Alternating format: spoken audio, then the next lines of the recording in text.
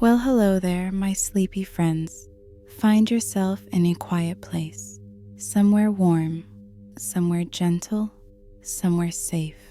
Close your eyes and let your mind wander, not forward, but back through time, back through memory, back to a world before stories were written, to a world where fire was young and the nights were long and humans were not alone. Imagine a small group of people tens of thousands of years ago, before villages, before farms, when the earth was wilder and every day was a journey. The people huddle by their fire, its sparks floating like tiny stars, its warmth holding back the cold of the night. Around them is the vast world, forests stretching endlessly, mountains silent and tall, rivers that glisten beneath the moonlight, and in the shadows, eyes watch, shapes move, wolves drifting quietly between the trees. The wolves are hungry, curious, drawn by the smell of roasted meat. They keep their distance, but they are there, their paws making soft prints in the snow, their breath misting in the night air. The people know them, fear them, but also respect them, for the wolves are powerful. They are hunters. They are survivors, just like the humans. Over time, something begins to shift. Not all wolves are bold.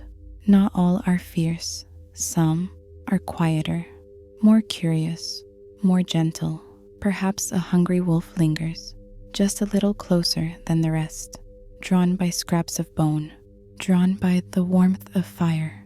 The humans notice, but they do not chase it away. Not tonight, not always. And so, a distance of fear becomes a distance of curiosity. Picture it, a quiet wolf waiting near the edge of firelight, its ears twitching, its tail low, its eyes reflecting the glow. A child, perhaps, drops a piece of food. The wolf creeps forward, snatches it, and runs back into the dark. But the pattern is set. A trade begins. Scraps for safety, closeness for closeness. As winters come and go, the bond deepens.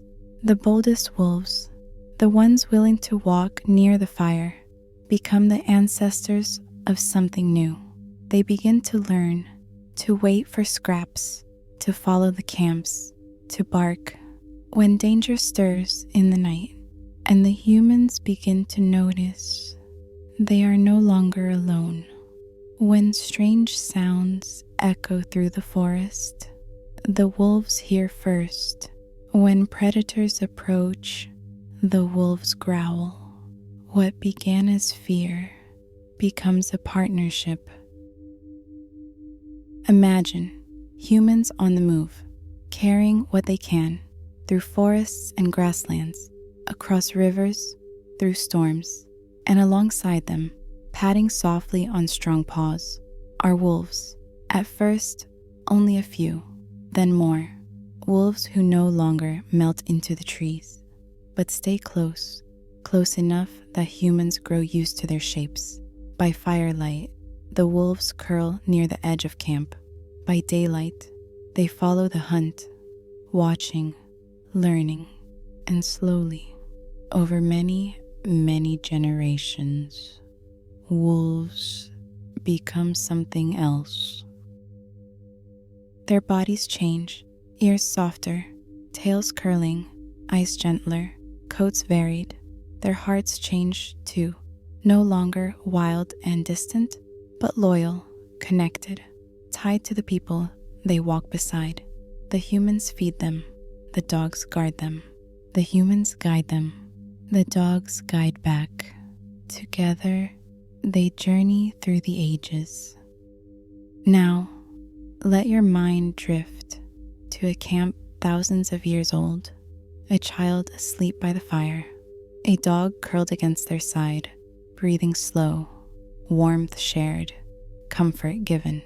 A bond so deep it will never be broken. From that first scrap of food to this moment now, in your own life, where dogs still walk among us, where their gaze still meets ours, with trust, with friendship, with love. Long before sheep, before horses, before cows, it was the wolf that walked beside us first, our very first companion.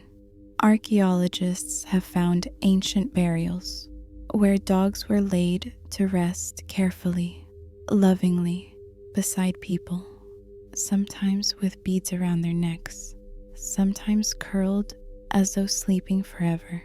Some of the oldest evidence comes from over 14,000 years ago, a grave in Germany where a human and a dog were buried together. The bond was already so strong that even in death they did not part.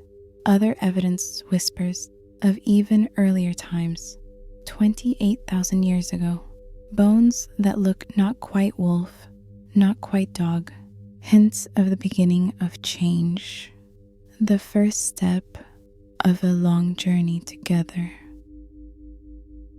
Dogs changed because of us, but we changed because of them. They taught us watchfulness. They taught us warmth on the coldest nights. They taught us companionship, a gentle friend in a harsh world. Even their shapes shifted with us. Some grew small to chase rabbits into burrows. Some grew large to guard and protect. Some became swift, racing across plains. Some became strong, pulling sleds through snow. And always, their hearts stayed close, eyes turned toward us, waiting for our signals, learning our voices, our gestures, our moods. In a way, dogs became our mirrors, calm when we were calm, alert when we were wary, joyful when we were joyful. Today, there are hundreds of breeds, shaped across centuries of living beside us. But no matter the size, no matter the coat, their story is still the story of the wolf by the fire. So now, as you drift further, imagine all of them, the countless dogs across time, running beside us through the ages, guarding our homes, warming our feet, resting their heads against our hands. From the first spark of firelight to the quiet glow of your own room tonight, they are still here, still watching, still waiting, still with us. So as you rest now, remember this story, a story older than writing, older than cities, older than the roads beneath our feet, the story of how humans and wolves became something more, companions, partners, family. Let it soothe you, let it carry you, like the quiet footsteps of a dog, circling once, twice, before settling beside you. The fire grows dim, the night deepens, and you drift, slowly, peacefully, into sleep. Good night.